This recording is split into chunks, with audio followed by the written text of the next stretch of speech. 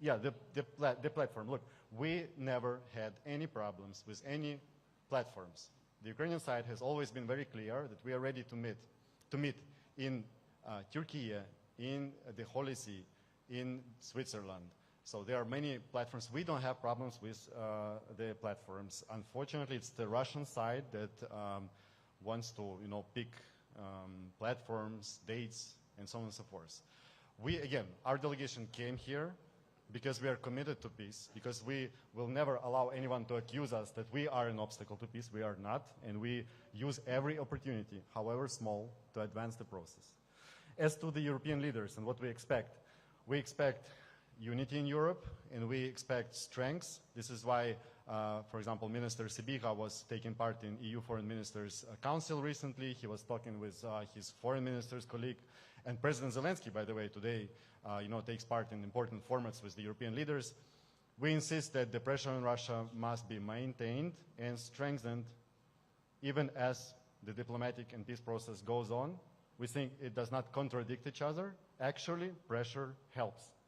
Pressure actually stimulates a constructive approach from the Moscow side. I would say this is the priority thing, but then it needs to come, the economic pressure on Russia needs to come together with military assistance for Ukraine. It needs to continue, and we need to continue strengthening Ukraine, because again, for Russia to negotiate and in good faith and be serious, it needs to understand that it cannot achieve military victory or results. It needs to understand that Ukraine is strong enough, and we need to be in a strong position. Yes, let's go to the left side, you, and then behind. But first, the second row. Thank you very much, Lisa Vogt from the BBC. I wanted to ask you if during those talks, the Russian delegation mentioned the strikes on Russian air bases that happened yesterday, and do you think those strikes had any influence on the talks today whatsoever, maybe on the atmosphere in the room? Thank you very much. Not to my knowledge, but I'll need to talk to the delegation. I only know some basic things that they've been able to tell me when we came out of the room, because we immediately rushed to this press conference. I will talk to them and find out, and we will get back to you on this, how was it a topic or not during the negotiation. I didn't hear it. Okay, thanks. Yeah. But regarding the context, I mean, the war goes on, and I can only reiterate that first, Ukraine targets legitimate military targets in Russia, and secondly, Ukraine agreed to a ceasefire on March 11.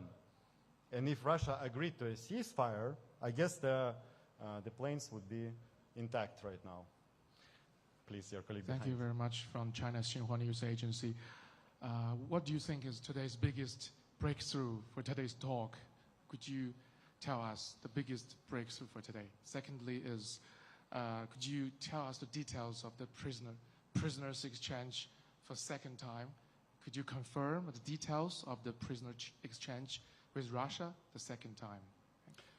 Okay, thank you for bringing the discussion back to constructive and positive mood. The greatest outcome we think today is again on the humanitarian issues, the same way as it was last time on May 16th on the meeting in Istanbul, and the return of our people. So delegations, as you heard previously, the members of the delegation, they agreed to exchange all for all certain categories of prisoners of war, which are severely sick, severely wounded prisoners of war. Also the young soldiers, 18 to 25 years, the youth that needs to be home, not in captivity. And the return of the bodies of the fallen soldiers to let their relatives commemorate their loved ones.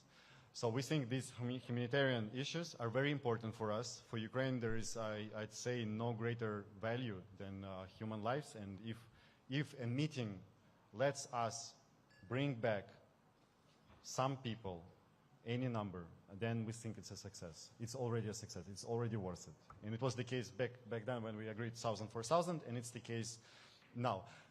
Why we focused on specific categories, not figures, this is important.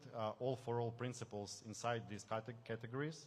But this is important because we can release those who need this the most. And we think it's already a success. Yeah. But you will also release the prisoners of Russia, right? So it's yeah, like of course. We're also talking, like the exchange. Yes. Yes, we have the release, which is, yes, of course, we get back our people, they get back their people, of course. So there's no certain figure, number you don't want to mention? The teams will be working to elaborate on a specific number because look, we are talking about a category, yes? There needs to be some work done to find out how many of the people there, and the figures will be made public then. But it will be more than last time? It's hard to tell for me right now because, again, the work needs to be done by the teams to find out the number. And we're not, this time it's not about the numbers, it's about the categories. So all of the prisoners of war who are severely sick and severely wounded need to be exchanged. To the left back there, and yes, to the colleague in, yes. And if some American media is here, because last time some American TV channel said, you didn't give us the platform. I want to give you the platform now. So if anyone from the American media, no, not you. But okay, let's start here, yes. Sorry, you next, yes. Please. You also mentioned that there was some discussion about a leaders meeting. This obviously seems very unlikely, but how did the Russian side respond to this? Presumably they want the process to take place and some terms to be agreed on in advance, no? Look, I understand that the Ukrainian side is pretty open in the communication with media, and we tell whatever we are asked for, and that's why I'm standing here and answering all of your questions, whatever they are. And I understand that the Russian side is not that open, and that's why you're not the first one to ask me what the Russian side thinks, what it responds. I cannot speak for them. Like, you need to also understand that I cannot speak for them regarding these issues. I think that they will have a sort of a press conference probably. So try asking them what they think. Our president is ready to meet tomorrow. If Putin said, I'm ready to meet tomorrow, President Zelensky would meet him tomorrow. There is we don't have a problem with that. Unfortunately, the problems are on that side, and you need to ask what the obstacles are. I promised, I know we are short of time, I promised, yes, please. The last one, yes.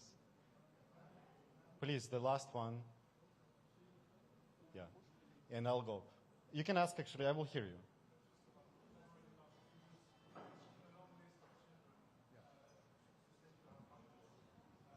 Having also about the figures about the children. Yeah. You said you have a long list when I quoted you. Do you have any figures about that? How many? And you said also that you know where they are. So if, must be precise. Yes, we are talking about children which are both in Russia itself and in the temporarily occupied territories. The list is a few hundreds. I cannot name the specific number, and there is a reason why we keep it a bit vague. And we hope that the progress can be made on this specific item because our children are non-negotiable, as we said many times. I will need to go because the people there are really... Last one, okay. Last one, I promise.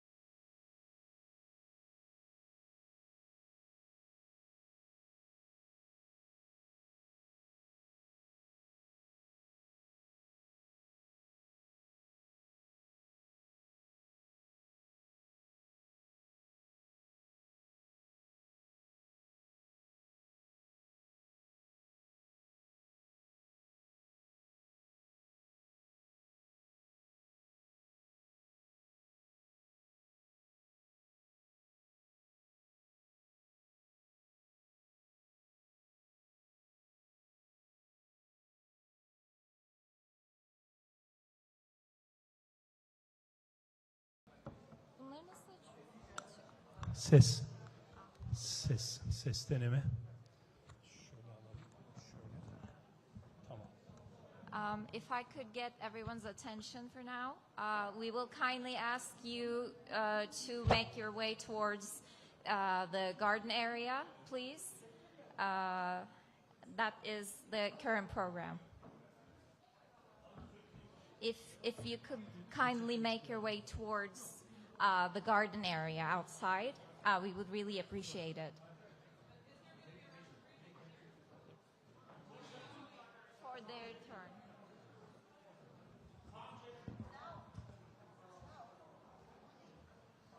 Test 1, 2, 3, 4, 5, 6. Hey, hey. Sound check. Test 1, 2, 3, 4. Yeterli mi arkadaşlar? Sound check. Test 1, 2, 3, 4, 5, 6, 7, 8, 9, 10. Yeterli. Teşekkürler.